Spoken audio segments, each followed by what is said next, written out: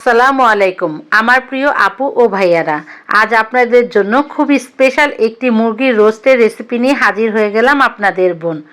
এই মুরগির রোস্টের রেসিপি হলে আপনার পোলাও অথবা প্লেন ভাতের সাথে কিন্তু আর কিছুরই প্রয়োজন হবে না, গ্যারান্টি দিলাম। এবার একটি পাত্রে পরিমাণ মতন তেল দিয়ে এর মধ্যে আমি কেটে ধুয়ে রেখেছিলাম যে মুরগির পিসগুলো, সেগুলো দিয়ে দিলাম। রেগুলার যে রোস্টের সাইজ হয় সেভাবেই কিন্তু মুরগিগুলো কাটা হয়েছে। এখানে 6টি মুরগি ব্যবহার করা হয়েছে, অর্থাৎ 24 পিস। মুরগিগুলোকে তেলের মধ্যে 2 মিনিট ভেজে নিয়ে এবার দিয়ে দিব এর মধ্যে বেশ কিছুটা আলু বোখারা। এখানে আলু বোখারা ব্যবহার করা হয়েছে প্রায় 15 থেকে 17-18টি হবে, আমি গুনে দেখিনি।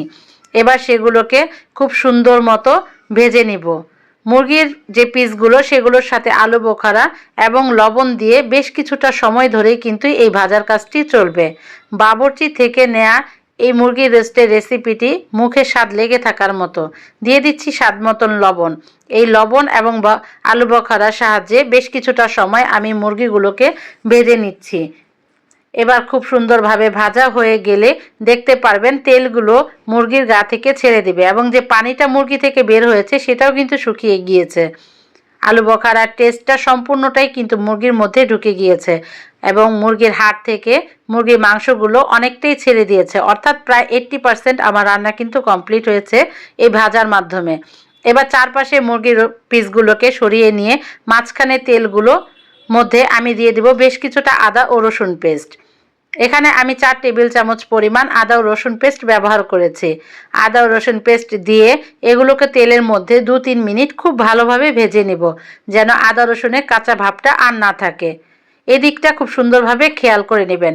লার্কি চুলায় রান্না হওয়াতে আমাদের রান্নাটা কিন্তু খুব দ্রুত করতে হয়েছে, যেহেতু এর হিটটা একটু বেশি। এবার বেশ কিছুটা কাজু ও পোস্ত বাদাম আমরা বাটা দিয়ে দিয়েছি। এখানে হাফ কাপ পরিমাণ হবে আপনার পোস্ত দানা বাটা, আর দিয়ে দিলাম বেশ কিছুটা গরম মশলা বাটা। সমস্ত বাটা মশলাগুলো দিয়ে এই রোস্টের রেসিপিটা রান্না করা হলো। এবার মশলাগুলোকে খুব সুন্দরভাবে 2 মিনিট ভেজে নিয়ে মুরগির পিসগুলোর সাথে মশলাগুলোকে খুব ভালোভাবে মিশিয়ে নিতে হবে। এই সময়টা খুব সুন্দরভাবে মেশানোর চেষ্টা করবেন, যেন প্রত্যেকটা মুরগির গায়ে মশলাগুলো খুব ভালোভাবে মিশে যায়। দিয়ে দিলাম প্রায় 1 কেজি পরিমাণ পেঁয়াজ, এখানে বেরেস্তা করে নেওয়া হয়েছিল সেই বেরেস্তাগুলো। বেরেস্তাটা আপনারা কতটুকু পরিমাণ ঝোল রাখবেন বা পছন্দ করেন সেই অনুপাতে দেওয়ার চেষ্টা করবেন। বেরেস্তাগুলো দিয়ে মুরগিগুলোকে নাড়াচাড়া দিয়ে খুব সুন্দরভাবে মিশিয়ে নিলাম। হিটটা একটু বেশি হওয়ার কারণে নিচ থেকে একটু লেগে যাচ্ছিল, তাই খুব হাফ কাপ পরিমাণ হবে পানি এখানে দিয়ে দিলাম। দিয়ে দিচ্ছি বেশ কিছুটা কাঁচামরিচ মাঝখান থেকে ফালি করে নেওয়া, সেগুলো। আমরা এখানে কোনো গুঁড়ো মশলা ব্যবহার করব না, অর্থাৎ লাল মরিচের গুঁড়োটা যে ব্যবহার করা হয় সেটাও কিন্তু এখানে ব্যবহার করা হবে না। সেদিকটা লক্ষ্য রেখে কাঁচামরিচের ঝালটা দেওয়ার চেষ্টা করবেন। এবার সমস্ত উপকরণগুলোকে আবারও খুব সুন্দরভাবে মিশিয়ে নিতে হবে। রান্নাটা প্রায় কিন্তু কমপ্লিট হয়ে যাচ্ছে।